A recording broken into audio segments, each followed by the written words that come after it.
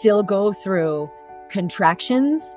And I always have to remember this same thing. And it's life is cooking you. Right now, you're in the pressure cooker. It sucks.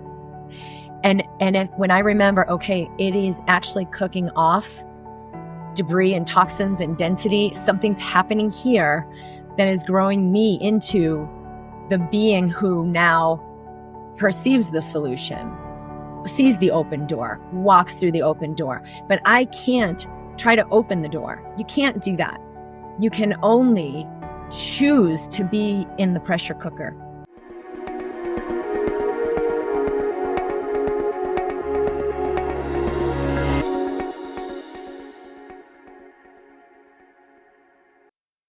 Hi, Guy Lawrence here. Welcome to my podcast. My beautiful guest today is Dr. Kim D'Eramo. I hope I said your surname correctly, Kim. And what a beautiful woman. She was, let me get this right, a board-certified emergency medicine physician, also an osteopath. But today we dive into her journey and her own spiritual awakening, what she did with that, then from working in the medical industry to then transitioning out to what she does today. I truly feel that there is something in this conversation for everyone, no matter what part of our journey we are on.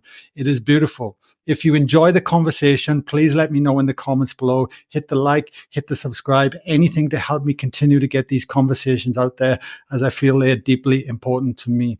Also, if you want to learn about the work that we do here in Australia and in Europe with Live in Flow, we host 6-day retreats where we come together. We also host 1-day workshops.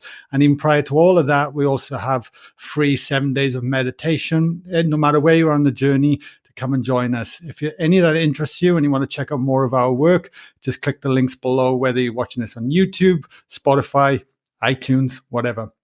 Let's go over to Kim. This is a fabulous episode. Enjoy.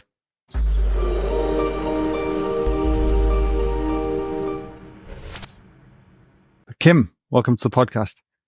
Thank you. Thank you so much for having me. I'm so glad I got to meet you. Likewise. I literally stumbled across you a few weeks ago and reached out, and very grateful you're coming on today.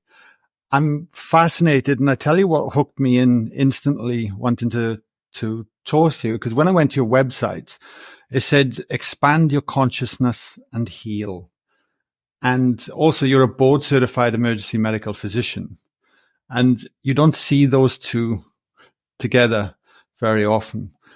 And I was wondering if you wouldn't mind expanding on that a little bit about what you mean by expand your consciousness and heal. What I've learned through my own personal journey and coming through this life, being really empathic, energy sensitive, is that our thoughts have a direct effect on not only our body and our cells, our emotions, but on our experience, our reality. And having had, like we were touching on my own awakening experience, you kind of start to see that and live that, and life starts to teach you and show you the true reality. So, we think we're this physical thing, and we're taught that we're separate, and that, especially in medicine, if you have a physical issue, you need a physical remedy. But it's not true. It's not the true nature of reality or the true nature of our body. And so I was inspired at a really young age to bring this awareness to the space of medicine so that people could begin to approach disease from this deeper perspective of how we truly impact the cellular and the physical and the genetics, and allow resolution of disease. So, I've had a lot with my own journey with like an autoimmune disease and, how the body heals, like learning firsthand to apply this, and then developed the work that I'm doing now. Yeah, amazing. And before, because I really want to jump into your own personal journey in a moment, but do you feel that the medical industry as a whole are embracing this and looking at this now? Or do you feel, is it people like yourself that are sort of coming forward? Individuals, yes. And I think there are many doctors awakening, even if they're in the early stages of awakening where they just realize, I'm exhausted, this is not sustainable. Or in the latter stages where they're beginning to realize, whoa, maybe there's a different way to do this. So on an individual level, unquestioningly, there's like a mass exodus from the institution. But on an institutional level, that isn't possible. We'll actually have to, which we are, create new systems that can contain this level of awareness and this consciousness, because those systems will be based in a different foundation. The existing systems are based, in it's not a life-giving structure. It's more of a, it grows the corporation, but it's not actually about healing. And so the answers can't come from the institutional level. They won't be supported by that institutional level. And so I want to add, since having been a board certified emergency doctor doing this work, I had to leave the institution. I had to leave the system. And so I have not continued as an emergency medicine doctor.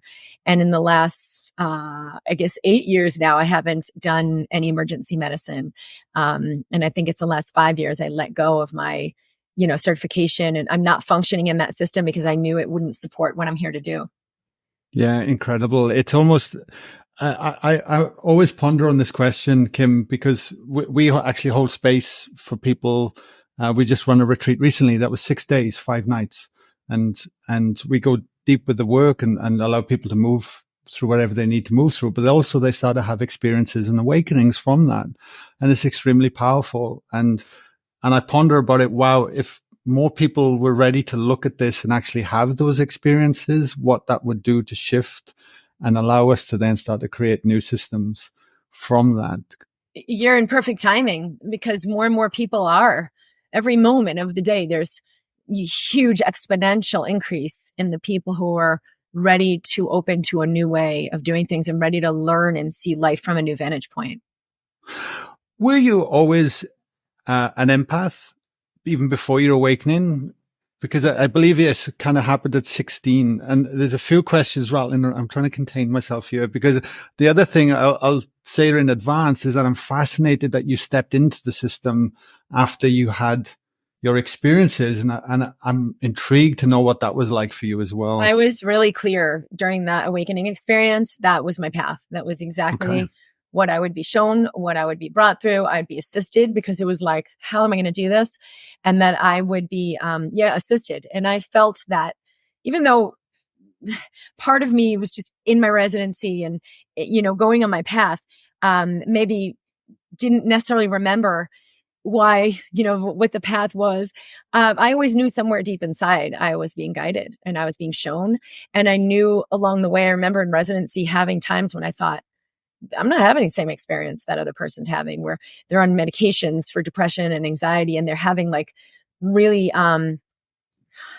challenges that it was like this, the doors were opening for me that for others that had to bang their head up against a wall for 3 years. And I realized I'm, in the ER, they have a term that you're a white cloud or you're a dark cloud.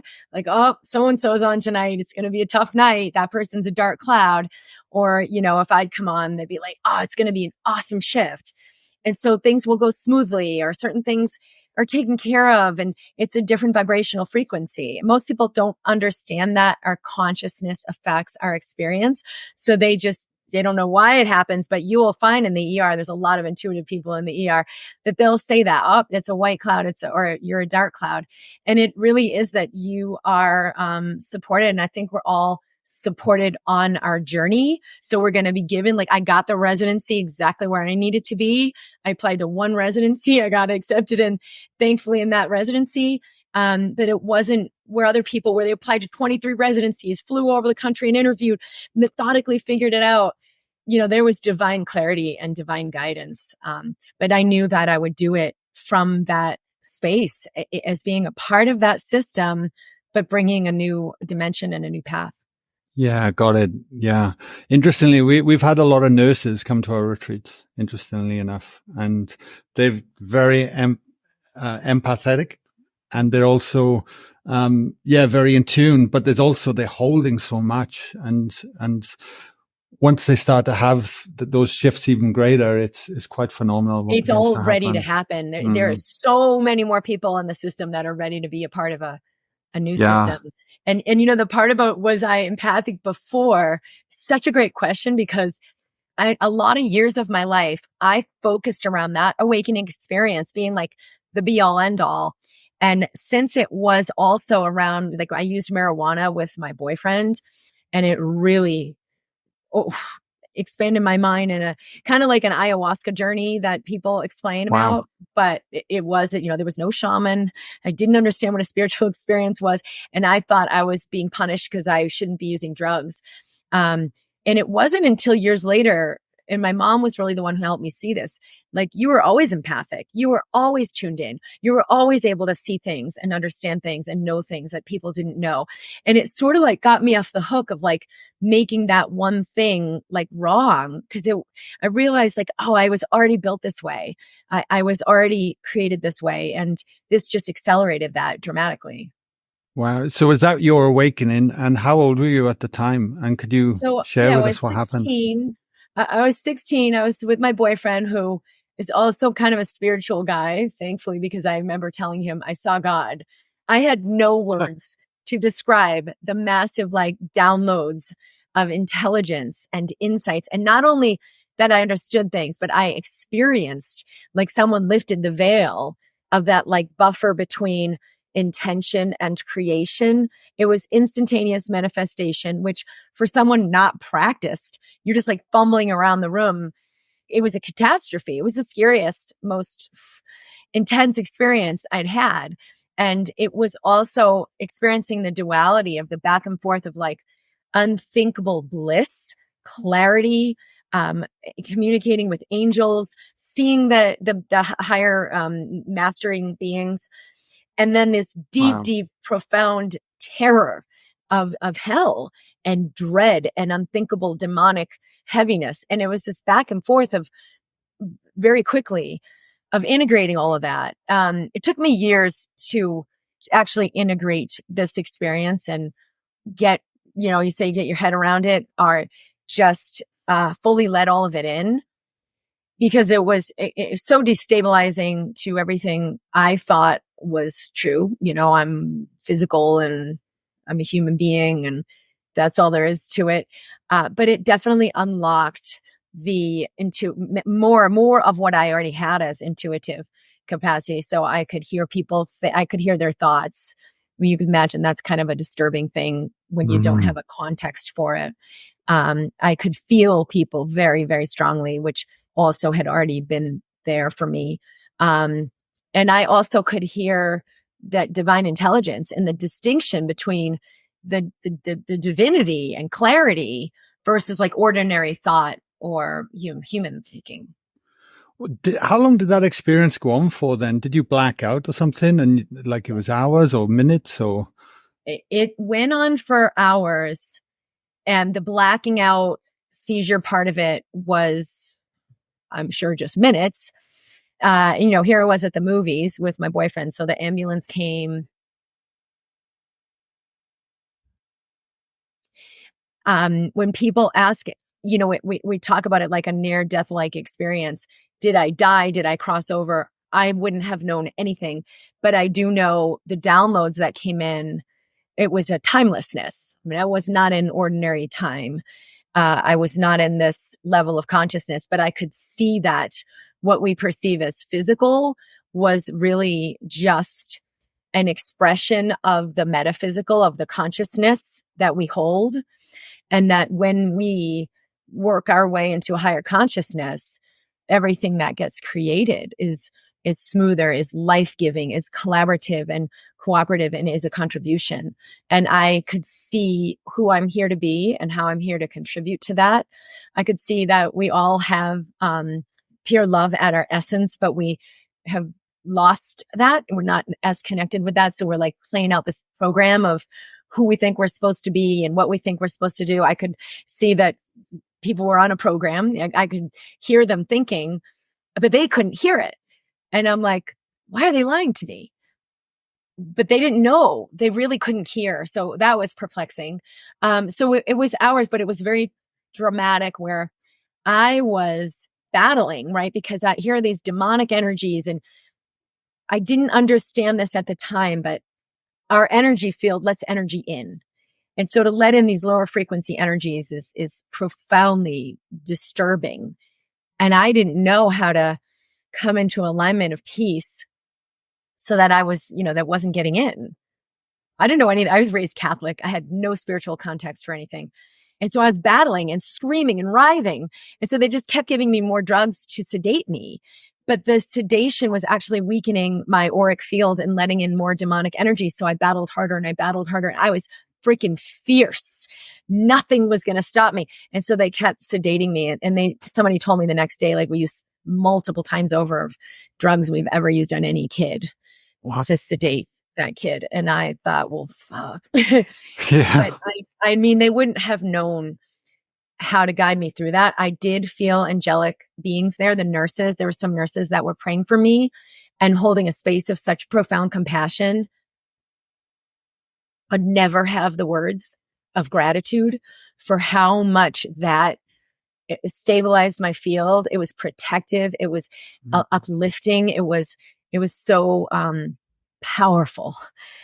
And then I could also hear the voices of judgment from some of the other people there who like, this kid's on drugs. What the hell is she thinking? I could hear all of it. There was a lot of judgment. And for me, there's just a lot of fear. So having the angelic frequencies was like unthinkable. And I felt, you're going to make it through this. And I also felt the awareness that this was, I didn't know it at the time, but it was an initiation. What I felt at the time was, there's a purpose. There's something happening in strengthening who you're here to be and assisting that so that you can be who you're here to be for the planet. Wow. As a 16-year-old to see there as an initiation and take that on board is quite remarkable. I remember doing my first ayahuasca journey many years ago. And that was, I guess, my first experience into expanding into something far greater than we perceive through our senses. And even then, as an adult, that took me, I think, years to process, to really start to integrate and work with it and really feel like a fish out of water in my life, because of people are they're not there on their journey with whatever's going on. So I can really relate to everything you said. So my question is then, as a 16-year-old, what do you do with that? How do you then move on, or you don't? Okay. I was aware that there really were two pathways. One was not going to be my path, but in other cultures, the greatest healers and shamans have come through a path of like a mental illness or a mental dissolution. They're completely dissolved everything they thought was true, and they have to reintegrate in a higher truth. I didn't know this till years later, and it really validated me, because I thought like, oh, I have this shameful past of having had like this psychosis and mental illness, like everything was falling apart. And I did have the awareness that would be a path, like it could be so destructive that because I could never put that reality back together. And if I tried to, it was going to be that mental, you're just a crazy person for the rest of your life, and you never stabilize back into this reality. So that was there, but I knew I was already on a higher path, and that I would be shown and that I would be guided. And if I would stay open, the new integration would come in, the new foundation would come in. And so that level of surrender and trust, there was no choice. It was like you complete destruction, or I could feel the frequency of that. There is guidance here for me. And so there's already a surrender on a really, really profound level. Like I surrender my will to the will of God. And so the guidance that came in, the path that came in, I started reading everything I could about spirituality, but it wasn't even really spirituality. It was like the psychiatrist I saw, because, my parents really only knew the conventional medical field. So they had somebody see me and put me on medication. And this one psychiatrist gave me the book, The Road Less Traveled. And, thinking of it now, it's not this like super enlightened spiritual book, but at the space I was, this was really high frequency. And I thought, oh, there's insights here that are opening for me and clarity coming in. So I started reading more books and more books. I found Joan Borisenko, who was one of the heads of the Harvard Institute for MindBody Medicine. And I read every book on her recommended reading list. I just delved into this mind body medicine stuff and spirituality. And that was, later on, like college. And I started just more and more and more finding my path. And one of the thoughts I had was, even though there's not a single person in my reality who wouldn't think I'm crazy if I shared anything, because I learned really early on, suck it up, get undercover, and you got to wait until you find your people, because they're just going to keep medicating you. So even though I didn't have anybody, I would read these books and realize, like, well, this says best-selling book, so there's got to be people buying this. There's other people in this reality. Maybe I'll meet with them. Like, here we are right now. Someday we'll connect and we'll freaking get this together. And the power that we can cultivate is unlimited, and what we can do together. And so I kind of held out, like, somehow, some way, I'll find my people. Wow. I just had a low battery. One sec. Keep going. There we go. Thank God for warning signs. That's incredible. So the question that's screaming at me to ask you is, at the moment then, because I had Gabo Mate on the podcast, and that prompted me to look into his work. And I've been studying a bit of his work on compassion. And he spoke about, he quoted a gentleman, I can't remember his name, but he spoke about biology. You can't separate the biology from the psychology, and you can't separate the psychology from the environment, and you can't separate the environment from spirituality, which I find fascinating. But in the medical industry, we literally just go all the way back and just keep it to the mechanical aspects and completely throw away the others. So at what point on your journey did you start to put two and two together? Because even when you were studying to be a medical doctor, you spoke about an autoimmune disease and things like that, and that started to happen. So I'm really fascinated about that part of your life as well. Okay. So at time zero, that awakening experience, it was all revealed to me. It was all that I would later unpack and understand, but it was all there as far as how our consciousness creates our reality, and that's happening and showing up physically in the body, and that what we call disease is not an actual thing that has its own power and entity, but it's our power that we're putting into that thing, and that we can really allow disease to completely resolve and not be part of our reality. Okay. When I then was in medical school and had this autoimmune disease, but I didn't know it was an autoimmune disease. I just knew I was very sick. I couldn't figure what was wrong. I felt like crap. I had these chills and joint pain and fatigue, and it was a nightmare. And understanding MindBody medicine, I tried to heal myself, mind over body, and it just made it worse. Everything got more complicated, more convoluted, and more intensified. And so once I then got like the right person and the right diagnosis, and here you go, we understand you have blah, blah, blah, blah syndrome. Here's what you need to do. You're not going to be a runner anymore. You're going to have to control your environment. You're not going to probably be able to do medical school, because I was going to live in a different hospital every month. And it went on and on and on about the solution. And that's when I broke free from the whole delusion. This is not my truth. This is where he lives, and that's okay. This is not true for me.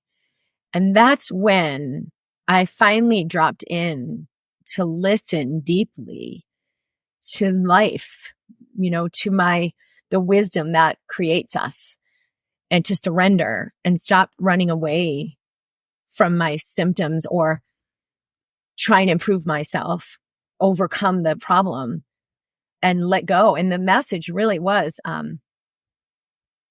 you don't need to fear yourself. I was afraid that I'd fail, or I'm not good enough. I need to keep going and push harder.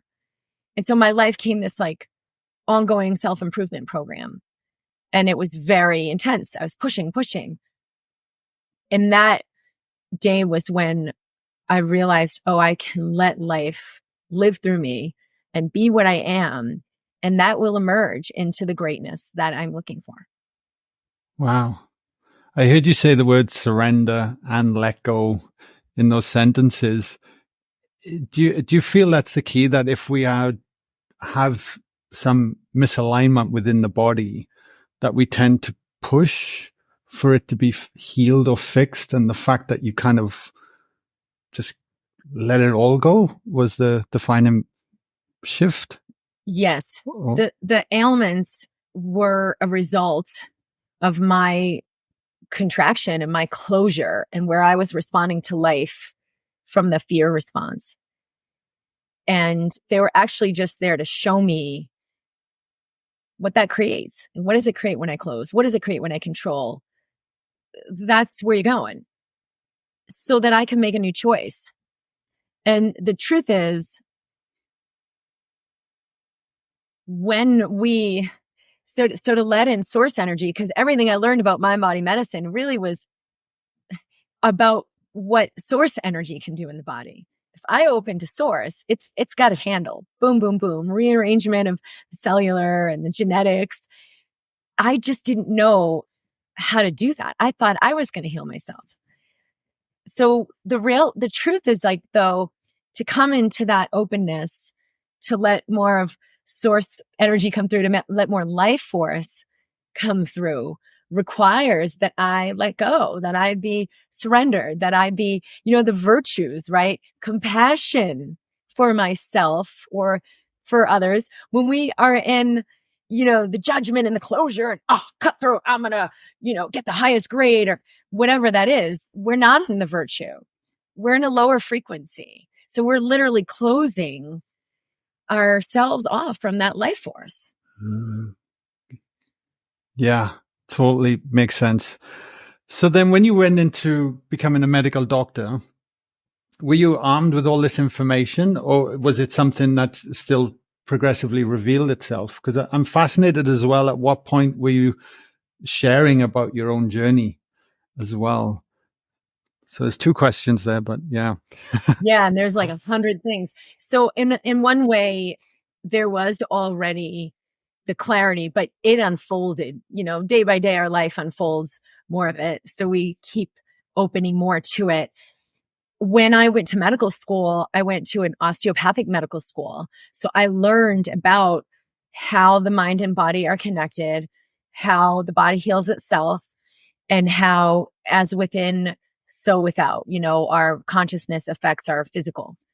It isn't true that, in osteopathic medicine, that necessarily gets really instilled. It's like a separate course over here. And then you have all your allopathic medicine and you're doing your work over here. So it's kind of gone in that direction, right? Because it got taken over by the institutional medical realm, because they don't want any doctors being that successful at healing in the institution. And so it's like, all right, if you're going to stay in this institution, you have to abide by, that's a corporate entity. And if people are healing, it doesn't feed the corporate entity. So the mainstream isn't going to be that. Okay, so here I am, but I did have that. And I think that was really the saving grace of all of it. So I learned a lot, and I did an extra year of fellowship in osteopathic medicine. And I worked with some master healers who could read what was going on across the room and help impact what was going on at that table across the room, who could put their hands on the patient and not only know what was going on, but witness the healing happening, and who taught me to do that, which I now understand so much more about what was happening. But when I came to interview at that medical school, I heard about these workshops and about these people doing things. And I thought, I didn't know we could do that. With everything I'd learned, I didn't know we could function that way. And I thought, this is where I want to be. So that was there. And then during residency, I was in a very, very allopathic residency, a level 1 trauma center, that's the hub where they send everything out. Some car crash in Florida would get sent to our hub in Atlanta.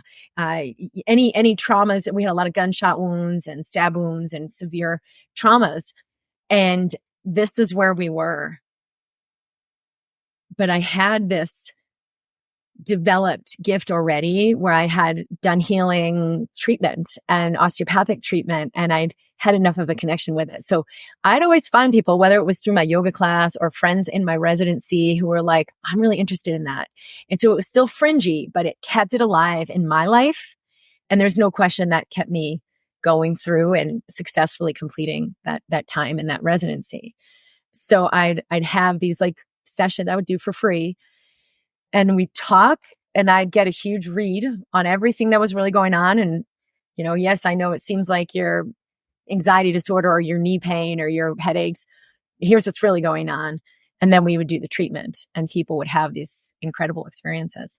So I had that and some other pieces that were plugged in through those years. So that was definitely essential. And I think it kept me from getting consumed in that system, which wouldn't have happened for me because I knew my path. But it kept something alive in me that was really the essential component. Wow. I can't even really imagine what it would be like in that environment, seeing this conveyor belt of people coming through that are a product or a symptom of the systems that is already set up.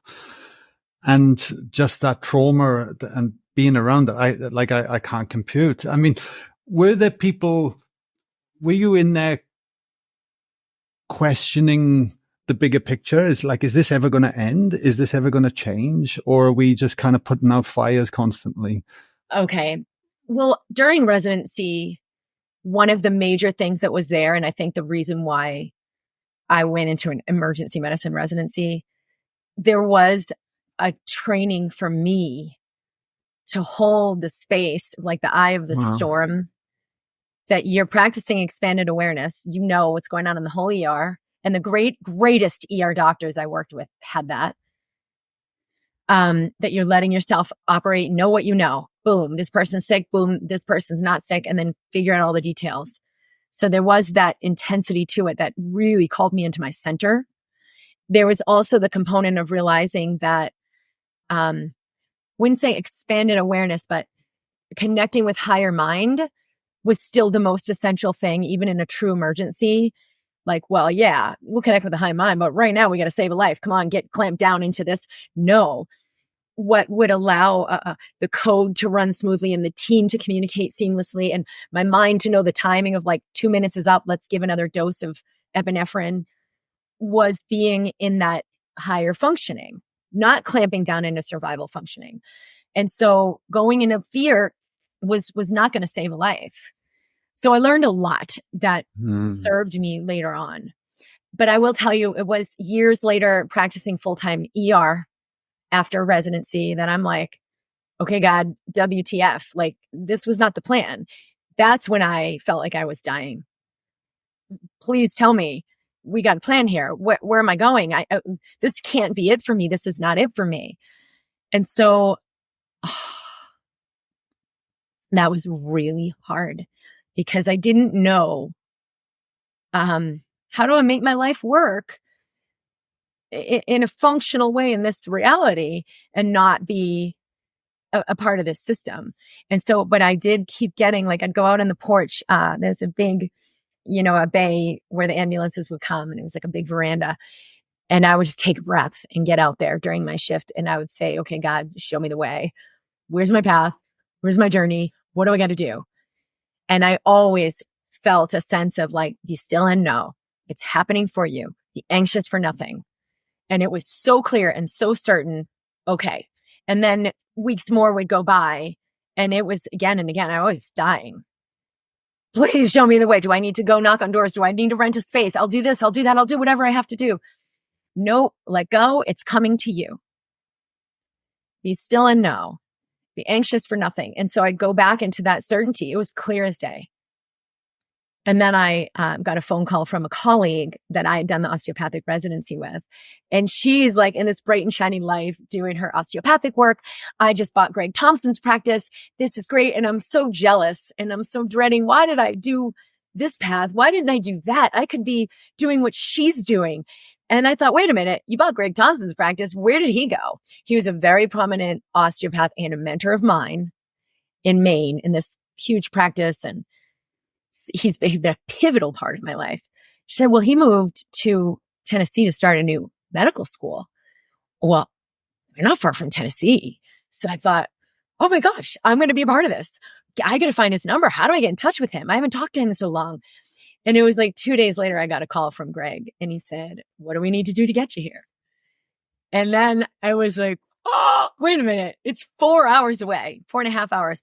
Wait a minute, I'm going to sell my house. I'm going to leave everything. I'm going to leave my life in the city. And wait, am I doing this? But it was clear as day. Like, this is your path. This is your step. But I booked a real estate agent to look at houses before I even interviewed, because I knew this is what I'm doing. So that was the next step. And that it had a profound effect on just my nervous system, because now I'm in inner city Atlanta, moving to the middle of nowhere, Tennessee, like an hour and a half north of Knoxville. And my friend was like, "Are you sure you want to do this?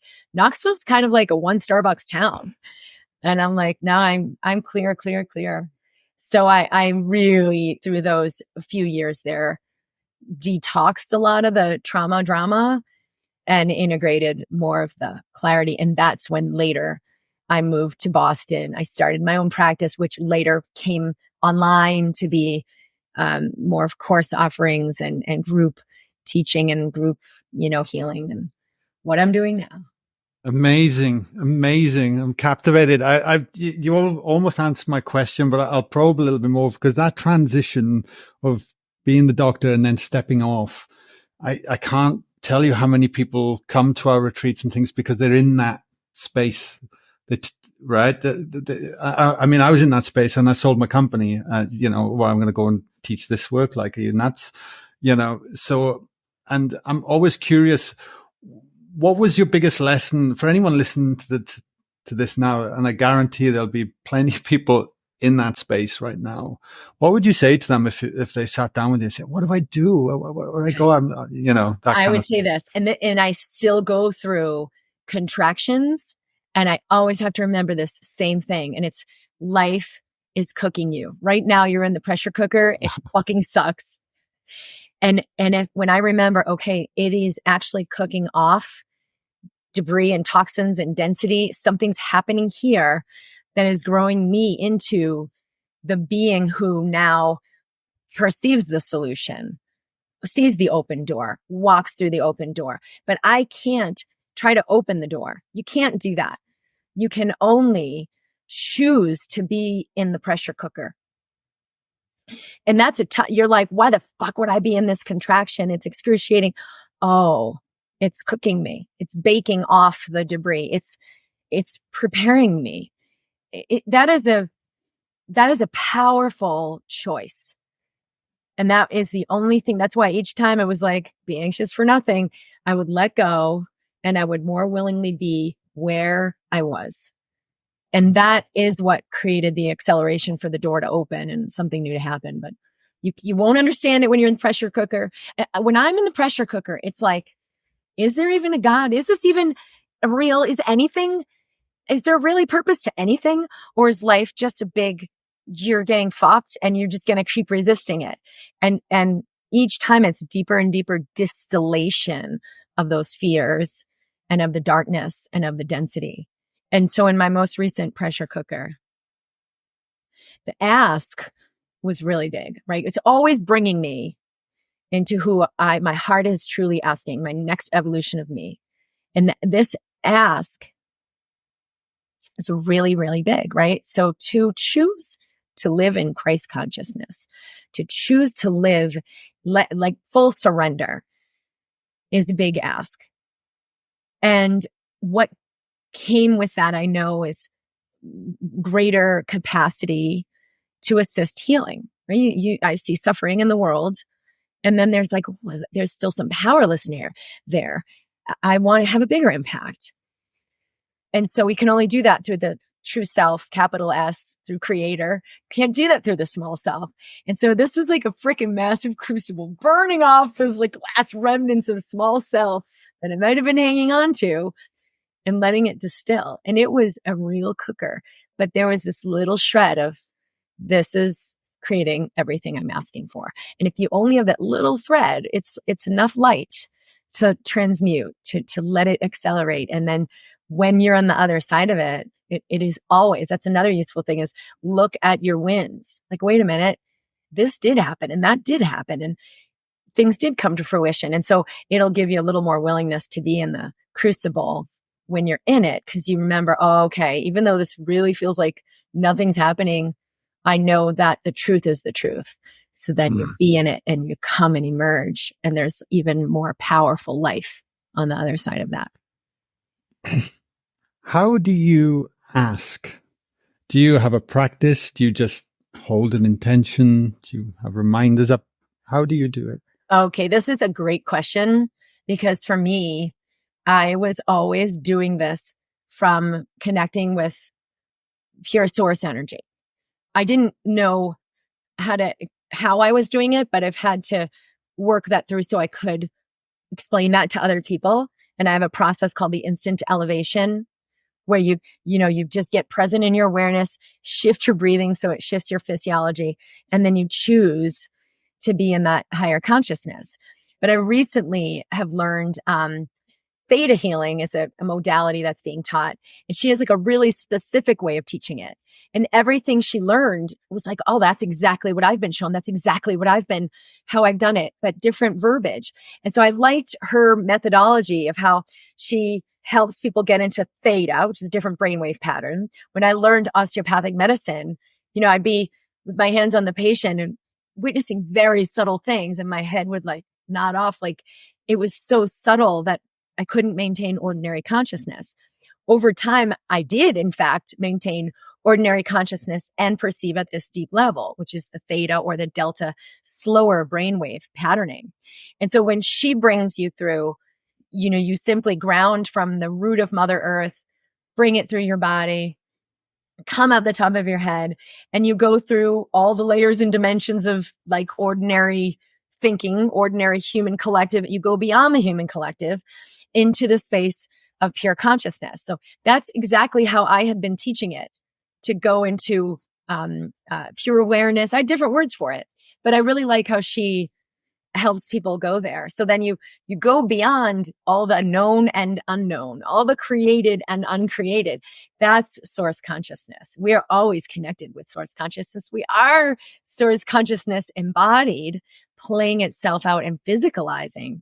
We just are creating it that we don't know that.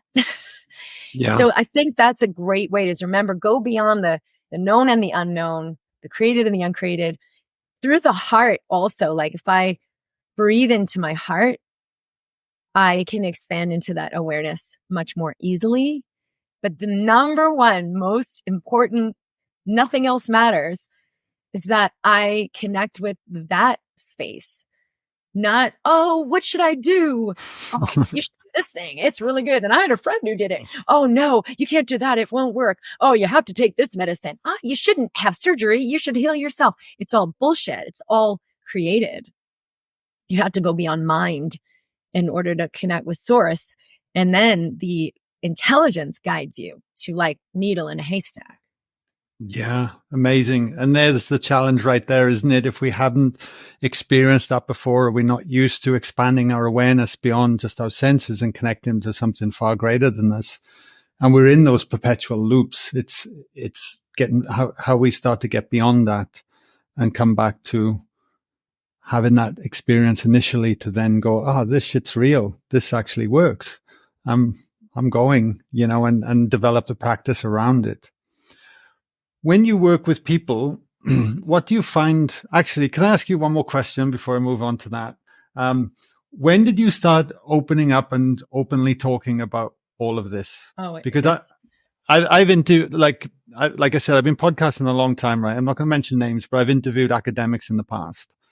And the one thing I've noticed sometimes is that they're extremely intelligent and can articulate things in such a way I'm like, oh my, I don't even know what you're on about now. I can't keep up. But at the same time, there's a sense or awareness that there's something more, but they won't talk about it because there's a lot attached to their name, to everything else. And I'm not saying that's a common thing. I don't know, but from my experience of speaking to certain academics. So, yeah, please. I love this question because it's so in the moment. So I've shared about all of this and my experience with having a chronic illness and being super intuitive, blah, blah, blah, blah, blah. And it was about a month ago, I was interviewed by a man who went through my Be the Medicine course, which is more higher level, expanded journey of being and living as the being you're here to be. And he got so much from this course. He's got a huge community and it just revolutionized his life and his business. He said, I want you to come on and talk to my community. And when we came on, I started talking about some of these things from having had that experience when I was very young. And he used to always call me Kim Ayahuasca. He said, this is better, this is bigger than any ayahuasca journey I've done, is doing the Be the Medicine course. So I thought that was so funny that he said Kim Ayahuasca. And so I told him about that experience. When I was 16, we used marijuana, but this massive ayahuasca-like journey, can't put the genie back in the bottle, happened. And I shared about it, and he was floored. He said, I had no idea that is where you're coming from. And it just hit me. And I thought, that's crazy that even the people so close to me, or, close to the work, really weren't aware of this. And I thought, like, not for any specific conscious reason, but I hadn't really been sharing from that space. And I thought, well, shit, that's got to change. So I shared with my community a whole lot more about it. There's been like 3 or 4 interviews already. I've shared about it. I went on Jeff Maher's podcast where, oh my gosh, guy. So his podcast is a lot of supernatural and near-death experiencers and blah, blah, blah. And for some reason, I just thought, like, well, I don't deserve to be in that category because I didn't actually die and flatline and blah, blah, blah. Then I saw this ER doctor who's now teaching MindBody Medicine, who shared about a NDE-like experience and this awakening he'd had, and now his work is totally different. And I thought, oh my God, this guy's like a carbon image of me. And I never thought of, like, I can be justified in my experience. And it's an NDE-like experience. And it just opened me up to realize, like, fuck, this is like really big, and you can validate this, and it's okay to let people know what this is. So I went on Jeff Maher's podcast and shared.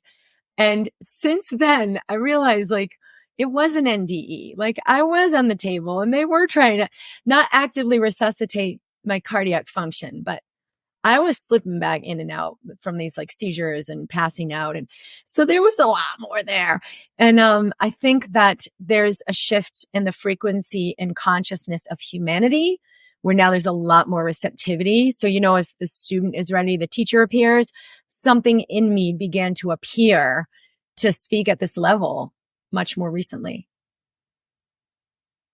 Beautiful. I'm glad you shared that, because I think that's the video that popped up on with Jeff Mars. I think that was the one. And because you were a doctor, I pressed play. I was like, oh, that's an interesting combination. You don't see that very often. That must have been it. Yeah. Well, I'm so happy that you are, because you're giving me courage to do the same. Absolutely. When people come to work with you, why do they generally come? Where are they at? And what have you seen with your own eyes from teaching other people this work? There are a lot of people with chronic illnesses that aren't resolving, or just situations that are driving them crazy, anxiety and depression, and just situations that aren't resolving, realizing, wow, there's got to be a different way to do it. And they're ready to function in a higher consciousness. Whether it's like, I can't stand my work anymore, I've got to be who I'm really here to be, or, oh my gosh, they told me I have blah, blah, blah disease. I know there's got to be a different way to approach this. So I think there are things that open us to start to let in a new dimension and a new reality and a new truth. And so all of them have had that. They've had, I'm ready to surrender what I think I know and the way I'm doing this, because I know it's not working. And so a lot of that is with like illness or chronic fatigue or like obscure stuff nobody even has a name for. But it's also very empathic beings who are awakening. But you know what? It's like the empathic beings who end up taking on the energy that manifests those weird illnesses. So I think it's like a lot of us who are here to do really profound work to assist the shift on the planet end up in that category of like, I'm stuck. What do I need?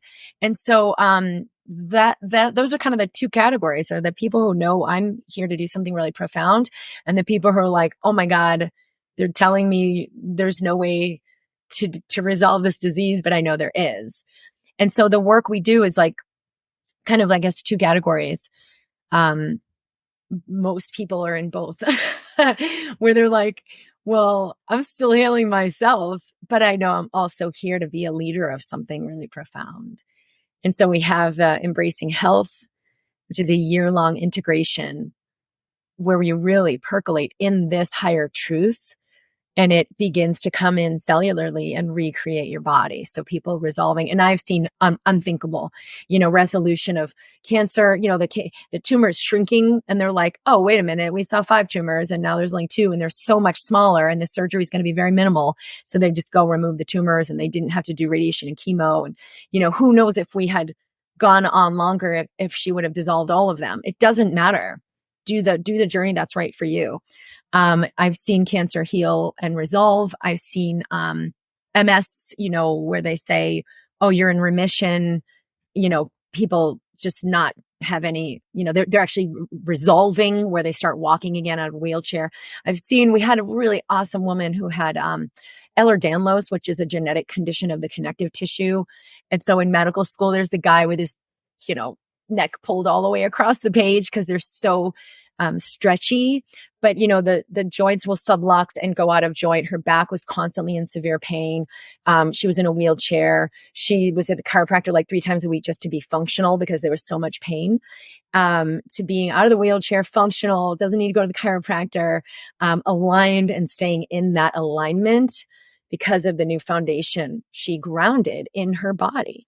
So that was huge because people say, well, yeah, but my thing is genetic. So therefore, but we actually see that in this shift in consciousness, we shift genes and we shift gene expression. I've seen people with thyroid disease repair the thyroid, hyper and hypo. I've seen, not in my direct people I'm working with, but other people have resolution in type 1 diabetes, which is kind of unheard of. That once your pancreas isn't making insulin, it can't do that. I've seen that though in some of the children of people I'm working with, because our kids are affected by our consciousness, have a resolution in type 1 diabetes. All kinds of things. And I would say literally anything that we've named medically or perceived medically, it is affected by our consciousness. Doesn't mean we're meant to live without disease, any acute illness or a learning or a slowing down. It just means that the reality of these chronic illnesses and the power we're giving them is not true. Mm-hmm. So that begs the question then, what is a disease? Like with all your experience now, how do you look at it? So it's a constellation of symptoms. If you've got you're fatigued and you're gaining weight and you're this and that, okay, that's a thyroid disease. And it's autoimmune, so it's Hashimoto's. We can come up with a constellation of understanding what's happening. And that can be useful for things when we have a good awareness of what's causing it and we have a good way of treating it. But it isn't useful for pretty much every chronic illness we've got, because we have a name for it. Oh, you have MS. But why do you have it? What's causing it? And what do we need to do to resolve it? Oh, well, that we don't really know. We can't resolve it. So in the pharmaceutical model, that structure is created because they're like, well, we've got this patent on this designer drug and we're going to sell it to you for this. And it's a multi-billion-dollar industry. That structure isn't very useful for the way I'm looking at it, right? Because it's all just energy. And if you are, let's say you have certain belief systems like, I've got to suppress my emotions, or I'm not good enough, I've got to work really hard. There's all kinds of belief systems that are part of it. Or just genetic programming. Or your own history and memories. It's all living in the system. And so if I see a person with Hashimoto's thyroiditis or MS or chronic fatigue syndrome, Lyme disease, I'm going to approach it very differently to look at why is the body not resolving this, right? Because we know the immune system can clear Lyme disease, and yet they're not. We know that the nervous system can maintain integrity, but wow, this person, that's not happening. What regeneration needs to happen and what's stopping that? And then I'll see the whole universe of the belief systems or the sometimes people have a commitment to like, I'll always serve my family and I'll never grow beyond them. And it's subconscious. So when I point it out, they'll see like, oh my God, that's true. Oh my God, that's true. Oh my God, yes, this did happen. And then we bring them back to maybe there's a specific point when that vow went into place and you can unwind that. I mean, I don't unwind that. You don't unwind that. You allow the source energy that is creating you in every moment to unwind that. That part is done for you. Yeah, it truly is getting out of our own way, isn't it? At the end of the day. Yeah. But And if you don't embrace the truth that we are part of all that is, well, now you just SOL because you're a separate being, got to fend for yourself, and there's nothing that can happen. And yes, you will live that as if it's true and you're right. And that person won't be able to hear us. Listening to you, I mentioned this book a few times. I'm not sure if you're familiar with it, but I had Robbie Holtz on, and her husband wrote a book called The Secrets of Aboriginal Healing. And it's amazing. It's amazing. And he was an American white man that was taken into the outback of Australia. First white man they ever took in. I think he had MS in a wheelchair in the early 2000s or late 90s. They hadn't taken him in, and they worked with him for 2 weeks. And the number one key, or the number one thing, was willingness. And they had to work on his willingness first, that if you truly have to be willing to go there, and as in to do the work, and get beyond the belief systems and everything. Yeah. It's a remarkable story, and the key principles in that we hear in different ways, when I have these conversations. So I always like to mention that book. Yeah. Oh, I've got to read it. I'm trying to remember the name of it, but there's a woman who journeyed into the outback and was living with the Aboriginals. And she was from, I think, United States. And it changed her life profoundly, but she witnessed them, somebody's got a broken leg and they healed that leg and used the healing powers. A lot of the stuff, you can be shown this. But it was such a game changer because she saw all kinds of things happen. And then for herself, with ailments she went through and then the healing that happened. And I'm going to remember the name, but that's where these things are preserved because in the, frequency and consciousness our society's functioning in, that's all just bullshit. They can't even be comprehended. But hey, wait a minute. What have we done? Are we being brainwashed into that functioning because we've lost our own connection with divinity? We suppressed our own healing ability. And then we've bought into this industry that says it has to come from outside of you. And you could find lots of people to find really hardcore evidence of why everything you and I are doing is bullshit. And like, great, go there and that's your life and you'll live that truth. You've got to let that die in order to see something else and then to experience that. So it's awesome. These people are bringing that Aboriginal truth because when we live in harmony with nature, we would never suppress our own divine intelligence and our own infinite powers. I know, right? And then it's been able to find a way of how we get past the mind just to invite people in to then explore the work and so they are ready and willing to do that. I'm forever fascinated with it and the conversations and I got the name. The name is Mutant Message from Down Under. And I think she was a Texan. Wow.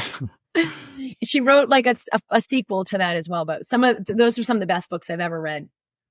Amazing. I'll check that out too. I'll make sure that's in the show notes as well. And just to wrap this up today, 2 questions for you. The first question is, if people want to find out more about your work, where can we send them to? We'll make sure the links are in the show notes as well. drkimd.com is my website. And on YouTube, it's Dr. Kim Duramo. I do MindBody TV. So every week I do a new broadcast to teach some of these principles, and that's on YouTube. In Facebook, we're in the MindBody community. That's where our coaches are and where I'll broadcast live to that group each week as well. But drkimd.com is the main site. And you'll be in Melbourne as well, I believe. I'll be in Melbourne at the end of April for the Mind Heart Connect conference. Amazing. I'll make sure this goes out before then, and Okay, cool. so people will be aware of that as well. And so just to wrap up the podcast, with everything we've covered today, is there anything you'd like to leave the listeners to ponder on? Yes. We are accelerating, and it's inevitable that we move into a higher consciousness.